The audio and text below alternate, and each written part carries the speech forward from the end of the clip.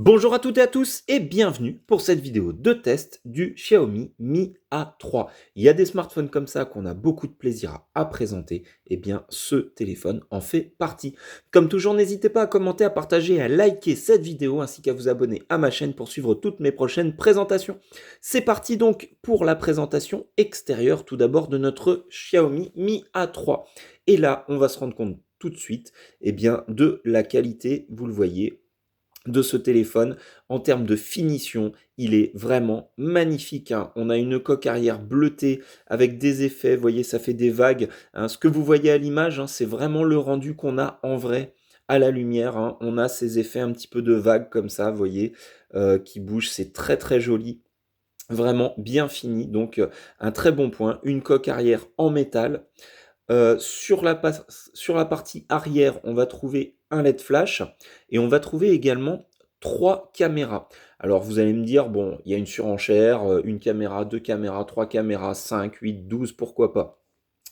Heu, 3 caméras, je trouve que c'est un bon compromis. Pourquoi?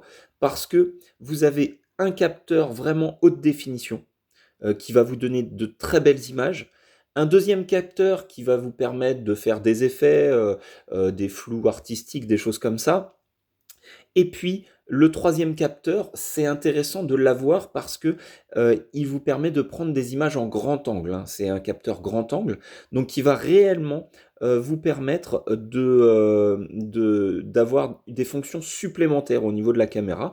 Aujourd'hui, hein, l'appareil photo fait partie de ces fonctions essentielles d'un smartphone et donc voilà, l'assemblage de ces 3 caméras, je pense que c'est vraiment, le meilleur compromis en fait, au niveau des caméras arrière. On est arrivé là, je pense, à quelque chose de vraiment optimisé, pour permettre un petit peu toute la palette, de prise de vue, en intérieur, en extérieur, en panoramique, en macro et cetera. Vraiment, là, on a, un système à 3 caméras qui vous permettra de vous éclater si vous aimez la photo.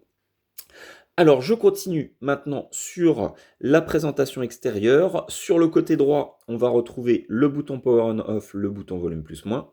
Sur le côté gauche, ici, le petit tiroir où on va insérer les cartes SIM. Alors, j'ai l'extracteur de SIM qui est là.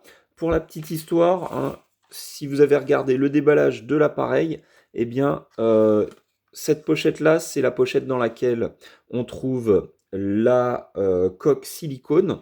Et donc, si on se contente de l'ouvrir par ici, eh bien, on ne trouve pas l'extracteur de SIM, tout simplement parce qu'il est dissimulé ici. Vous le voyez, là, il est normalement clipsé là-dessus. Donc voilà, si vous avez du mal à le trouver, hein, il faut ouvrir cette petite pochette cartonnée. Donc, notre Mi A3, il est équipé pour recevoir 2 cartes SIM ou alors une nano SIM et une micro SD. Donc on a bien ici soit 2 nano SIM, soit une nano SIM et une micro SD.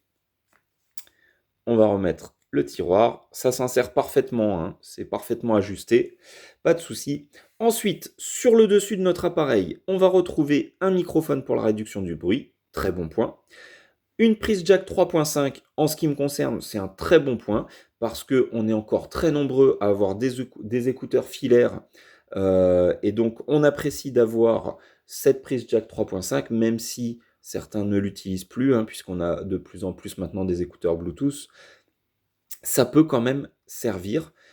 Et puis, on va trouver ceci qui est spécifique vraiment au portable Xiaomi et c'est parfaitement intégré dans la coque. Il s'agit d'un port infrarouge. Donc ça, c'est un vrai plus, hein. Le port infrarouge, il vous permettra tout simplement d'utiliser votre smartphone comme une télécommande. Donc c'est vraiment un point très positif. Ensuite, sur la partie basse, on va retrouver une grille avec un microphone. De l'autre côté, la grille de haut-parleurs. Et au milieu, une connectique USB type C. Encore un bon point.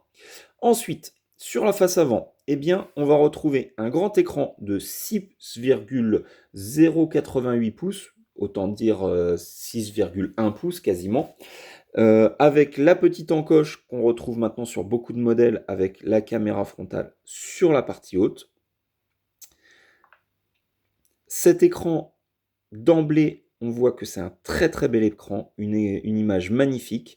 Alors, on s'attardera un petit peu plus sur la qualité d'affichage et les autres spécificités après, puisque d'abord, je vais vous donner les dimensions de ce Mi A3. Donc, on est sur une largeur de 72 mm. La hauteur, elle est de 154 mm. Et l'épaisseur, elle est inférieure au centimètre. On est sur à peu près entre 8 et 9 mm. Hein. On est plus proche des 8 que des 9. Donc un smartphone qui est relativement fin et pourtant il embarque une batterie de 4000 mAh. 4030 mAh exactement. Donc une excellente capacité de batterie qui vous assurera une autonomie pour la journée sans aucun problème, à moins d'être vraiment un utilisateur acharné. Hein. Mais heureusement, vous avez une charge rapide puisque la charge rapide peut monter jusqu'à 18 watts. Alors le chargeur qui est fourni, lui, ne va que jusqu'à 10 watts, attention. Mais si vous avez des chargeurs plus puissants, eh bien vous pourrez les utiliser avec ce Mi A3 pour faire de la vraie charge rapide. Ça, c'est un bon point.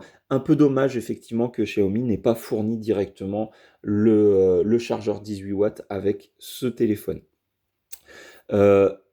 D'autre part, donc au niveau du poids, eh bien, malgré la batterie de 4000 mAh, on a un poids qui reste relativement contenu puisqu'on est sur 175 grammes. Donc un smartphone qui n'est pas excessivement lourd, qui est très bien proportionné. Pour l'instant, c'est du zéro défaut. Alors, on va déverrouiller notre écran et on va aller regarder donc un petit peu ce qu'il a dans le ventre. Alors tout d'abord, au niveau de la luminosité de l'écran, un écran qui est extrêmement lumineux. Alors là, vous ne pourrez pas trop le voir, ça va éblouir un peu la caméra, mais regardez comment ça éclaire au niveau de ma main. Vous le voyez, l'image, l'écran est vraiment extrêmement lumineux. Donc ça veut dire que vous n'aurez aucun souci de visibilité, même si vous êtes en extérieur. La qualité d'affichage, excellente. Écran AMOLED, ça c'est un très bon point. Donc vraiment un super bel écran, très fluide qui plus est. Donc encore du positif. On va aller regarder les numéros IMEI de notre appareil. Donc étoile dièse 06 dièse, je vous le rappelle. Les numéros IMEI, donc on a 2 IMEI en 86. Alors, on n'a pas accès au mode ingénieur avec le traditionnel étoile dièse 364 66 33 dièse étoile. Vous le voyez, ça ne donne rien. Par contre, on va pouvoir utiliser un autre code, étoile dièse 64 84 dièse étoile. Et là, on a accès effectivement à toutes sortes de diagnostics, vous le voyez, sur le smartphone. Alors, je ne vais pas aller dans les différents menus, mais vous avez accès donc à tous les diagnostics du téléphone grâce à ce code. Donc, étoile dièse 64 84 dièse étoile. Voilà, si vous voulez aller regarder un petit peu ce qui se passe au niveau des paramètres, du fonctionnement, vous voyez, tous les capteurs, etc. Donc ça peut être intéressant. Au niveau des bandes de fréquence, eh bien ce smartphone, il est Full 2G, Full 3G et également Full 4G avec toutes les bandes de fréquence françaises, y compris la B28 en 700 MHz. Donc vous aurez vraiment accès à toutes les antennes 4G. Ça, c'est encore un point très positif. On va continuer avec le GPS. Alors, notre GPS, on est en intérieur. On va attendre un petit peu. Alors, il détecte les satellites.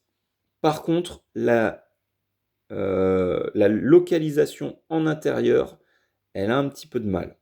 Ça, je dois vous l'avouer. C'est le seul petit point un peu négatif que j'ai pu trouver à ce smartphone. Alors, pourtant, il détecte bien des satellites.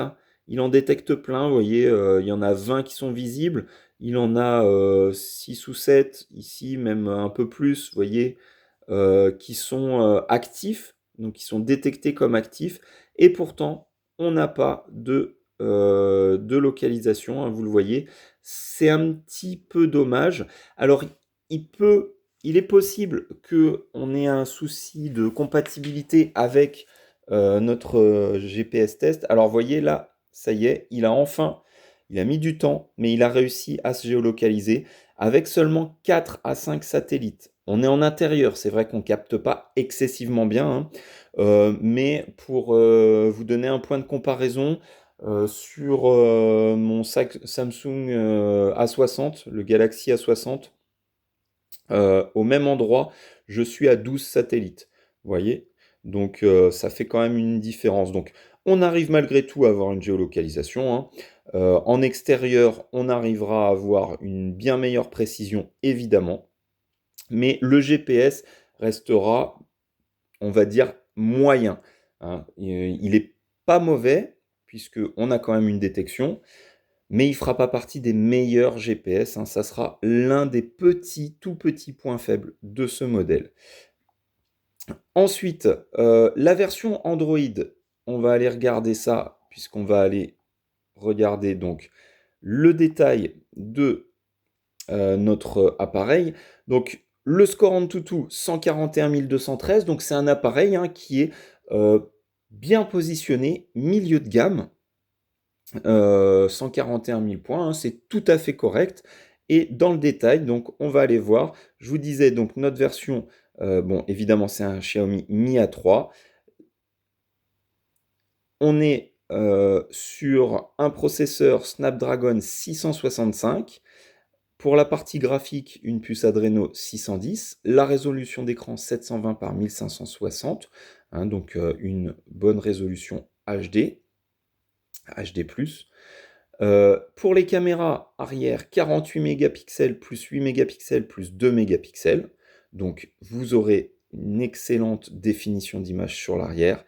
La mémoire, on est sur 4 Go de RAM et 64 Go de ROM. Vous voyez qu'il vous reste un peu plus de 44 Go de stockage.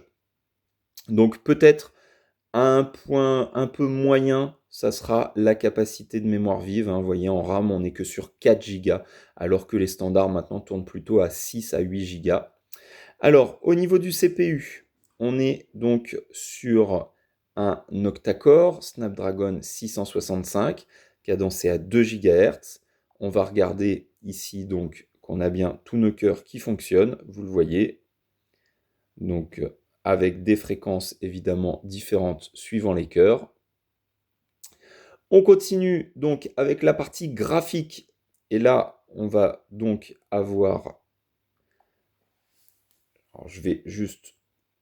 Voilà, faire un peu de mise au point sur l'image, ça sera beaucoup mieux, comme ceci. Donc, on a une résolution d'écran de 720 par 1560, une diagonale de 6 pouces, hein, un écran de 6 pouces. La densité de pixels, 320 dpi. Alors, vous allez me dire, 320 dpi, c'est un peu faible, c'est vrai. Pourtant, comme on est sur un écran AMOLED, eh bien, on a une belle impression, une belle qualité d'image. Au niveau du multipoint, alors, on pose notre téléphone comme ceci. On va mettre donc un point de contact, deux points de contact, 3, 4. On va à 5, tout va bien. 6, 7, 8, 9 et 10. Donc on a bien 10 points de contact. J'ai pas plus de 10 doigts, mais a priori, hein, les écrans ne vont pas au-delà des 10 points de contact. Donc on est sur du multipoint à 10 points, ce qui implique qu'on est sur un écran de très très bonne qualité, très réactif, très précis, et ça, c'est appréciable. On continue maintenant donc avec la partie photo. La triple caméra arrière, 48 plus 8 plus 2. La caméra frontale fait 32 mégapixels. Excellente caméra frontale également. La batterie, je vous l'avais dit, 4030 mAh. La version Android, on est sur de l'Android 9. Pas de NFC. Ça, pour certaines personnes, de plus en plus, hein, on utilise le smartphone comme terminal de paiement et donc l'absence de NFC peut être handicapante effectivement pour certaines personnes.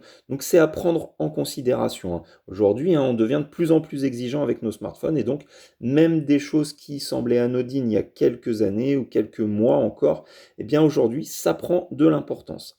Au niveau des capteurs, on a le capteur d'accélération, on a le vecteur de rotation géomagnétique, le capteur de gravité, le gyroscope. On a également le capteur de luminosité, d'accélération linéaire, de champ magnétique, etc., etc., etc. En fait, on a une batterie de capteurs extrêmement complète, hein. Vous voyez, orientation, proximité, rotation, mouvement important, compteur de pas, détecteur de pas. Donc vraiment un smartphone qui est très très bien équipé.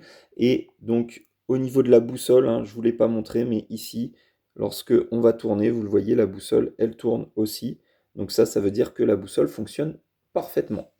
Voilà donc des bons points pour ce Xiaomi Mi A3 encore une fois. On va lancer le benchmarking 3D d'Antutu.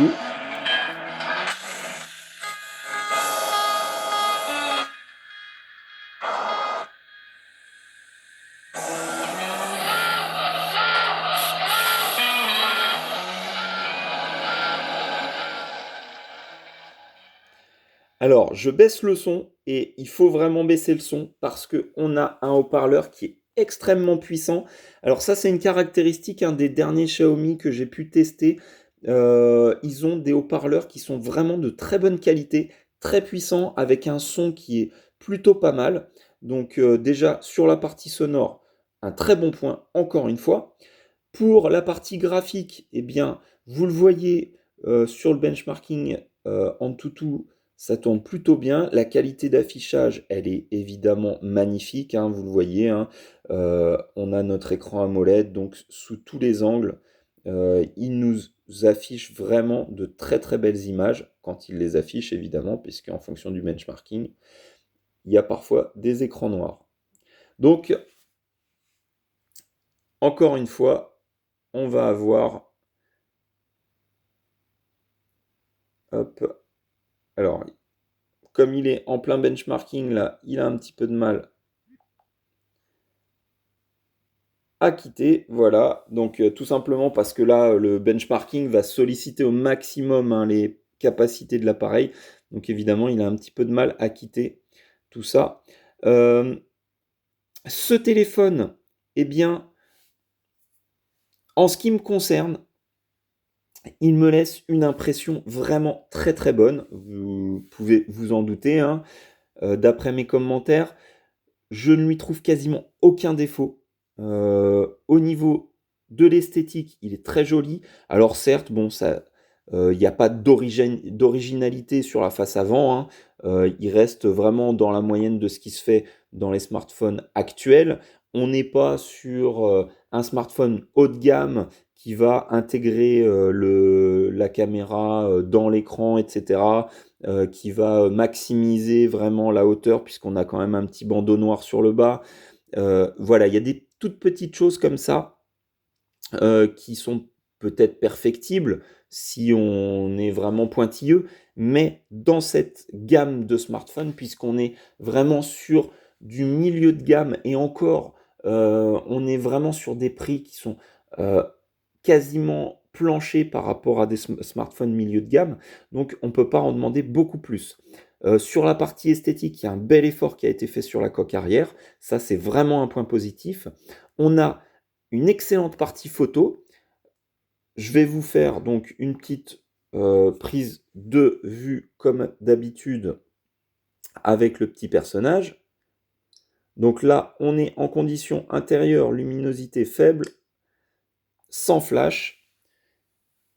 Ici, eh bien, vous le voyez, on arrive à avoir une belle définition d'image, hein. Ça granule quasiment pas, c'est net. On arrive à avoir des couleurs qui sont très fidèles à la réalité. Donc, une belle image. On va revenir en arrière. On prend une photo avec flash. ici notre petit personnage. Voilà. Et là, on zoome et on a une qualité qui est vraiment, vraiment très, très bonne. On a vraiment des détails de l'image. J'ai rarement eu sur les smartphones entrée milieu de gamme que je peux tester hein, habituellement. Je crois pas avoir eu des qualités d'image comme ça jusqu'à maintenant. On a vraiment du détail. Même au niveau des plastiques, on voit les petites craquelures. Je ne sais pas si vous arrivez à les voir à l'image. On arrive à voir les petites craquelures du plastique qui apparaissent. Donc c'est que vraiment, on a un niveau de détail qui est très élevé. Et ça, c'est évidemment un excellent point encore pour notre téléphone. Voilà donc pour la partie photo. Alors après, au niveau paramètres spécifiques, on est sur du Android. Hein, c'est de l'Android One, ce qui veut dire que vraiment on va trouver une version Android très basique, hein, pas de choses extraordinaires. Vous le voyez, hein, ce sont des menus très classiques. Donc il ne faut pas vous attendre à des trucs fous au niveau développement logiciel, puisque là, ça a été développé spécifiquement pour Google, pour que tout soit intégré le plus efficacement possible. Donc, on aura quand même les services Xiaomi, hein, voyez. Et mis à part ça, hein, eh bien, que des choses très très classiques. Bien-être numérique avec des statistiques d'utilisation, des choses comme ça, vous voyez. Mais rien d'extraordinaire au niveau de ces différents menus. Donc pour conclure, qu'est-ce qu'on peut dire? Un téléphone qui est bien fini, qui est beau, qui est agréable à prendre en main, pas trop lourd, qui a une excellente autonomie, qui a une excellente caméra, qui a une bonne capacité mémoire, peut-être un peu juste au niveau RAM, mais il fera tourner toutes vos applications, hein, ne vous faites pas de soucis, ça marchera sans problème. Un très bel écran, très belle qualité sonore en plus, donc bel affichage, belle qualité sonore. On a également un GPS qui fonctionne, qui fera son travail correctement. Il ne faudra pas en attendre des miracles, mais il fera son travail correctement. Et tout ça, eh bien, à un prix qui est très contenu, puisque on est sur un prix autour de 140 à 150 euros.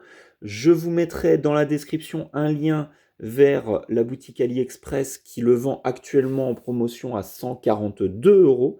Donc évidemment, c'est intéressant, c'est même plus qu'intéressant, à mon sens.